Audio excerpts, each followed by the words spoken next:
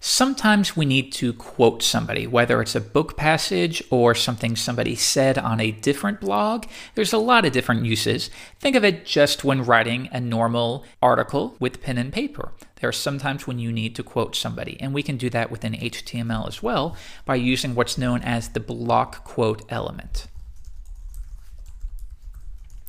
Now within here, this is a way to tell the browser anything within here is a quote. So why don't we reference an Einstein quote? I've pulled up a list of some of his quotes. Let's just get one of these. So within here, it is a paragraph, so I'm going to make sure that I add a p tag, paste it in, and close out my paragraph as well.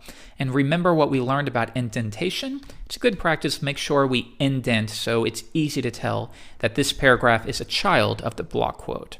Good. So let's save that and view it in the browser. So if I view it, it may not look like anything special to you, and that's okay, because remember, if you were expecting maybe big, shiny quotation marks or at least the text to be italic, that's not what markup is about.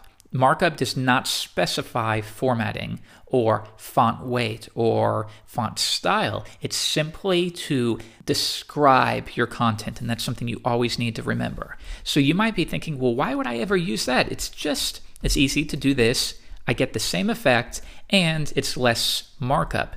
And it's because we are describing our content, and that is equally important, whether it be for screen readers or for future-proofing our markup. So let's save that, and if I view the source, once again, you can go to View, Developer, Source, or I always press Control-Command-U on the Mac. And now we have given the browser some understanding as to what this specific content is. So just remember, if you're writing a blog posting, if you're doing a website, anytime you need to provide a call out, and it's again a nice way when creating blog postings to divide your content. Once again, if we refer to NetTouch, you can see that we use block quotes like so. Let's check it out. Inspect element, and once again, you can see that it is wrapped within a block quote. And within here, we have our quote.